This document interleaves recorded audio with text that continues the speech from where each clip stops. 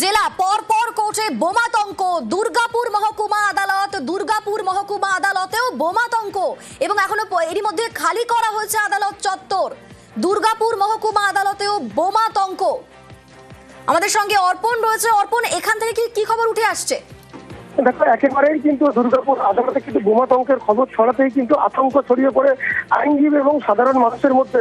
এবং জেলা আদালত থেকে কিন্তু নির্দেশ হচ্ছে, বিচারকের তরফ থেকে বলা হয় যে আদালত চত্বর একেবারেই খালি করার জন্য, এবং তাদের কাছে একটি ফোন আছে, সেই ফোনে কিন্তু বোমাতঙ্কের খবর কিন্তু ছড়াতেই কিন্তু আদালত ভবন একেবারে খালি করার নির্দেশ আছে, যে কারণে আদালত ভবন চত্বর খালি রাখা হয়। পুলিশকে খবর দেওয়া হয়, বোম স্কোয়াডের লোককেও খবর দেওয়া হয়, এবং পুলিশ এসে গোটা আদালত চত্বর ভবন তারা খালি করে দেয়। এবং আইনজীবীরা তারাও যেরকম আদালত থেকে সরে আসে, পাশাপাশি কিন্তু বিচার প্রক্রিয়াও কিন্তু স্থগিত রাখাতে হয়।